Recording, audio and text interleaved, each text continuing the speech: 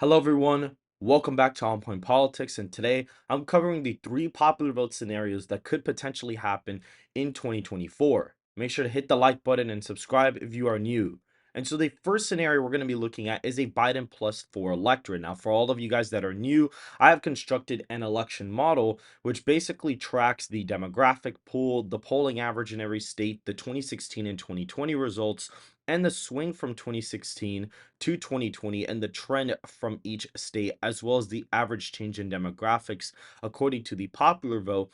And on the bottom, I have a friend of mine's model, Gold Crown Politics. He has his own election prediction model. And essentially, he looks at how the margins have shifted from two election cycles, the average shift, the vote relative to the nation, and the projected vote relative to the nation. And basically, what he does is he gets the popular vote and subtracts it to that number, and that gives him the final margin. And I have also included demographics alongside this as well to kind of help the model be pushed a little bit to the side. And so that ends up giving us these margins over here, which has Arizona going to Biden, has Georgia going to Biden, but Trump is actually winning Wisconsin pretty comfortably, wins Texas by 5, Pennsylvania by 2, North Carolina by 3, wins Nevada. So he'd win the Electoral College effectively. And he even wins Michigan as well. I guess the model suspects that they're going to be trending ridiculously to the right. That's what I'm assuming is probably going to happen. And so when you look at this, see Biden's approval rating is down at 16 points nationwide, which is the lowest out of the most recent, presidents in modern history. Actually, as of today, he is polling the lowest out of any president going back to like Eisenhower on this day of their presidential term. You can see they just updated these. Trump is at 45.3%. Even in the April of 2020, he was still doing fairly well. Obama's at 48, Bush is at 49.2, and Biden's sitting at a mere 40%. And incumbents usually tend to perform around their popular vote margin. Trump finished with a 45.9% approval rating on election day, and he ended up getting 46.8% of the national popular vote. Obama was sitting at around 50. He ended up getting 51.1%. Bush was sitting at around literally like 49.9. He ended up getting like 50.7% of the national popular vote. So if this trend were to continue, Biden is effectively going to probably now do I expect him to get 40? Probably not. This might be a cycle where he kind of does break the rule and he probably does do a few points better. But to have a new model that came out of, stack data strategy, that model is ridiculous where they have him at 49% of the popular vote. He is not getting 49% of the popular vote as of right now. I'd say the highest he gets is like 44, 45. That's the highest he gets. And the only reason why I say that is because his approval rating could probably go a little bit up by then. He's polling his highest polling number this year, I think, has been like 41.7% in the aggregate. So I think he could outperform that by like a couple points, but not to the point where he's going to be doing 9 points better net, almost hitting 50%. That's not going to happen. And so when you look at these scenarios, the first scenario I'm going to be looking at is a Biden +4, scenario. And this takes into account his approval rating. In my model, basically factors in the RCP averages. So no matter what happens, my model, you have to plug in the RCP average because that's how I reverse engineered the model to 2020 to get the results accurate. The five-way race currently shows Trump up by 0.9%. So that's what I'm plugging in here. I'm also showing the swing as well as the incumbent party approval, which he's down minus 16.1 percentage points. And if we look at this over here, right now we can kind of play around with this popular vote, and we'll say that Biden wins the popular vote by 4 in this first scenario. So basically, we can see that as we keep filling this out, we're going to have Alabama, be safe Republican for the most part. Alabama, all of these are going to be safe Republican states. I am using +10 as the margin for this safe category. So these are so far going to be the safe designated states, in my opinion. I'm also certain that these would go safe Democrat, including Colorado would probably go safe Democrat. All of these would end up going into the safe column, as well as New York and Illinois, Hawaii as well. And that kind of leaves us with an expanded battleground map for us to kind of play around with. I believe South Carolina would also be over a 10-point victory for Trump, so that probably puts it in the safe category as well. Arizona being, or actually Alaska is the first swing state. That's actually a safe state. Nevada would be characterized, or Arizona would be characterized as a 3-point victory for Donald Trump in this scenario. As we keep going, we can see that Florida is designated as a likely margin. It is a 9-point victory for Trump. It is right below the safe category. Georgia is considered a 3-point victory for the former president. As we keep going through the model, we can see Colorado's just above that 10-point victory, like I suspected. Hawaii actually still shifts like 6 points to the right, even in this scenario. Illinois is right above the 10-point mark. Iowa and Ohio are probably going to end up being safe because Iowa is actually listed here as a 14-point victory as of right now. Kansas is an 18-point win. Maine at large, funny enough, both of these districts are going to be safe. However, the Maine at large is actually only characterized as a 3.6 percentage point victory for Biden. If we look at the state of Michigan, he's actually doing pretty well there. Donald Trump is winning it by 2.3% according to the model. Minnesota, Biden's winning it by 3.6 percentage points. As we keep going down to Nebraska second, he's winning that by about 3 points as of right now. Nevada is a lean margin of victory for the former president, even in this environment. If you look at New Hampshire, it is a 3.9 percentage point victory for the incumbent president. If we were to keep going down, we could see New Jersey's right above that 10-point victory. New Mexico is actually likely Democratic. It is a 6-point victory. New York is right above the 15-point mark. If we look at North Carolina, that actually goes in the likely category.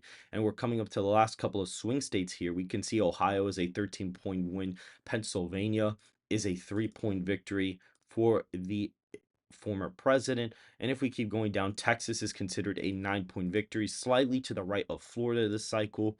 And if we look at Wisconsin and Virginia, Virginia is marked as a likely state still, but Wisconsin is a lean Republican state, which puts the former president at 312 electoral college votes. He actually, even in a Biden+4 electorate, since Biden is way more unpopular than before, he actually still ends up winning the electoral college by a decent amount, even if Biden were to win the popular vote by 4 points. Now, if we were to, for example, cut his disapproval rating in half, you'd see here that Biden does significantly better, actually. He ends up, he gets North Carolina almost under the likely margin. Pennsylvania, all of these are still there. If he was net favored, so let's say he goes back to his 2020 approval rating, Trump would still win the electoral college, believe it or not. He'd actually still win the election. You'd have something very similar to 2020 where he wins Florida by 7. Georgia is a tilt state. Arizona's lean Republican. You'd have Michigan still going tilt R. Nevada would still go Republican. You'd have Pennsylvania going Republican, including Wisconsin. And so, even in that scenario, he actually still ends up losing the popular vote. He actually would still lose. Now, again, for his incumbent approval rating to be 6 points net favored, the aggregate would probably show Biden up by about 3 points, maybe even the aggregate would probably show him up quite substantially from 2020, and that would put the race in a completely different dynamic. That would be a landslide for President Biden in that electoral college scenario. But as of right now, we kind of have to keep these exactly the same. But even if you were to put Biden what his approval rating was in 2020, he'd actually still end up losing the election pretty easily as of right now. And the next national popular vote margin we're going to be looking at is the tied popular vote, which puts, the popular vote 4.5% to the right of the nation from 2020.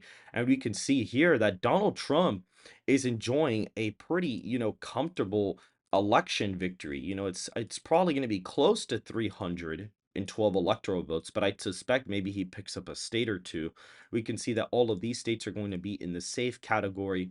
As of right now, Donald Trump comes out here with 219 electoral votes safe. We could say California, Washington, Oregon are probably still safe. We could probably characterize all of these as safe, except for the state of New Jersey.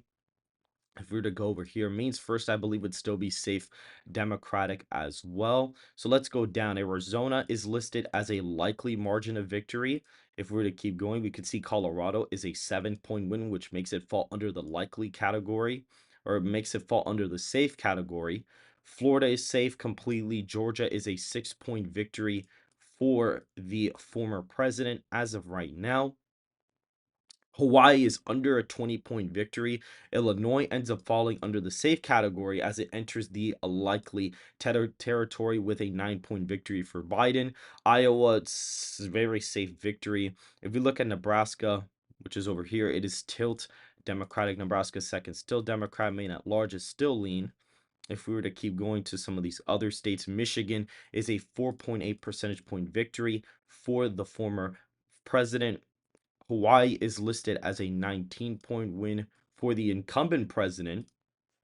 North Carolina, I'd assume, would be likely in this matchup. And if we were to look at, for example, let's say, Minnesota, it is in fact still a lean margin for the incumbent president. He's still winning in Nebraska. Second is still New Hampshire is still a point victory for the incumbent president. Nevada would be a very easy victory for the former president as of right now. If we look at New Jersey, it is a 7-point win. New Mexico is a striking distance away from being a tilt Republican state. It is currently a 2.6 percentage point victory for Biden. New York falls under the 15-point category, but not under the safe category as of right now. Oregon is listed basically barely as a safe state. Pennsylvania is a likely margin for the former president.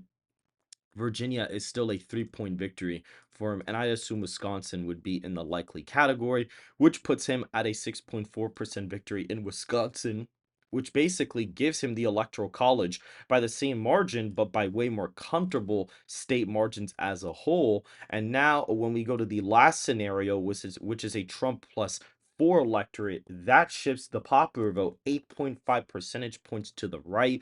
This would be a basically reverse 2020 scenario. And if we were to go over every single state, we could see that Trump would still have the same safe states from the previous matchup. Alaska would be included in that. Maine second would also be included in that. California, Washington, Maryland, DC, these would probably be the safe states as of right now. New York, I'm not sure if it falls under a certain margin, but it may or may not. It depends. If we look at Illinois, we see that there is a more expanded battleground map. Hawaii, I'd say it probably is over 10 points as well. So if we were to keep going, the state of Alaska is safe. Arizona ends up being an 8.9 percentage point victory for Trump, which would be a massive victory. Colorado actually ends up falling under the 5-point category and actually ends up being a lean Democratic state, which would put the state at its 2016 margin. You could see Connecticut would still be safe, but Delaware actually ends up being likely Democratic in this scenario. Illinois is still a likely Democratic state. It is a 6-point victory for the incumbent president. Iowa is listed as an 18-point victory. Maine's first would still be safe in this scenario. However, Maine at large would actually end up flipping to the former president in an R+4 national environment, according to the model. If we were to keep going down, we could see that Michigan is a 7-point victory for him. Minnesota actually is a lean margin for the former president. He actually ends up winning it by right about a point. Nebraska second would also go to the former president as well. If we were to keep going down, we could see that New Hampshire actually also ends up flipping to the former president as well. We could see Connecticut would still safe, Delaware likely, Rhode Island, I'd assume probably would still be safe in that electoral college scenario. And we can look at the map even further. We could see that, New Mexico is actually a lean margin for the former president, and New Jersey actually falls under the likely category. It actually goes to lean Democratic in this scenario. And if we were to keep going, New York is right above the safe category. It is an 11-point win for the former president. North Carolina would actually be listed as a safe state as it does go over a 10-point victory. Ohio would be safe. Oregon is a likely state. You can see Rhode Island was barely listed as a safe state here. Pennsylvania is a very easy victory for the former president. I think I did miss Georgia, which is a 9.8 percentage point victory for Trump. It would almost be in the safe category for him, actually, which is pretty interesting. And if we were to look at Nevada, Trump almost wins Nevada by a safe margin as well. This is what the election would have almost looked like if the popular vote was slightly more Republican. In the last two states, Wisconsin, he's winning there fairly comfortably, and Virginia is still tilt Democratic, even in this national environment, which shows that it probably does actually trend barely to the left, because when Biden won the popular vote by 4.5%, he won Virginia by 10.1. And now that Trump is up by 4 points, it is a tilt state. So we could say that Virginia technically would still be stagnant in this scenario. However, it is basically within the margin of error to flip. And so when you look at these three popular vote scenarios, you can see that Donald Trump has a victory in every single popular vote margin. When Biden's winning the popular vote by 4, he still wins the electoral college fairly easily. He actually wins all the lean states. Well, they're all the swing states, but he wins them all by lean margins, which would be pretty impressive, even for the time being so politically polarizing. We could see here, if the popular vote's tied, it's the same electoral college victory, but the margins are substantially better in some of the swing states, and would almost be more of a mandate if he actually was able to win Wisconsin, Pennsylvania, Georgia, Arizona, Nevada by, over 5 percentage points. And that would definitely be a huge mandate overall. And if this victory were to occur, he would basically have a mandate for the next 8 years. I mean, he'd be serving only 4 more years, but if Trump were to win by this much in the electoral college, the Republican nominee would be taken a lot more seriously by election Twitter, by the electoral votes, basically. Like, it would be a different kind of vibe. Like, the Republicans would definitely be the favorite in 28 if Trump had a big electoral college victory. So if you guys do want, a big Trump victory to happen, everybody needs to turn out, because really, when you look at the data, more new voters support the former president by a pretty big margin, like 2-1 type of margin. And so that is basically what we're looking at here. Trump +4 national environment, a tied national environment, and even Biden +4. Trump actually still wins the electoral college pretty comfortably. I believe, according to my model, Biden would have to be winning the popular vote by, let's actually see how much he'd have to be winning it by, because I feel like it would have to be pretty bad in order for him to be doing it. We'd have him projected to win the popular vote by about, let's see, let's see what the margins are. He's still up in Georgia, maybe not. Oh, look, in Michigan, Trump is still up too. He's still up there.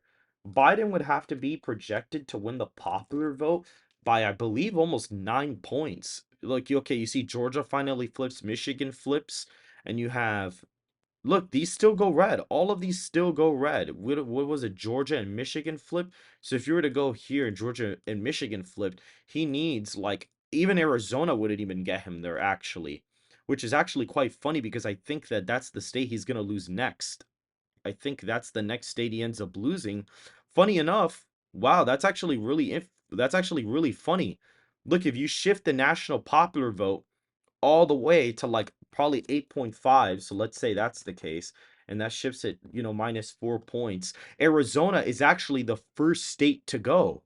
It's actually the first state to end up flipping, which is funny, because if that were to happen, Trump would actually still win the electoral college. He'd actually still be winning with the 270 margin, which is what a lot of people thought was going to happen last year. A lot of people had this as their electoral college map. So funny enough, if you were to shift the popular vote model to Biden +8.5, he would still be losing the electoral college by 270 to 268. So Biden has to win the popular vote upwards of 6 percentage points to even have a realistic shot of actually winning the White House. As of right now, see, his margin in Arizona's razor thin. Georgia's like a point victory. He wins Michigan by like half a point. Nevada is a razor thin margin. Trump is still winning North Carolina by 2.7. He's winning Ohio by 10. So even in this scenario, Iowa and Ohio are still safe states. Maine at large barely is above a 5-point win. Minnesota is still like underperformance from 2020. Nebraska's second is like still an underperformance from 2020 for Biden. New Hampshire would be an underperformance. New Mexico would barely be. New Jersey would fall under 15. He lose 3 points in New York still. So even in a scenario where Trump is winning or losing the popular vote by 8 or 9 points, he would still make gains in some of these states and would still be poised to even win the electoral college by a very, very narrow margin. And so, if you guys did enjoy this electoral analysis, make sure to hit the like button, subscribe to the channel, and make sure to follow the Twitter and join the Discord in the description down below. And I hope to see you guys very, very soon.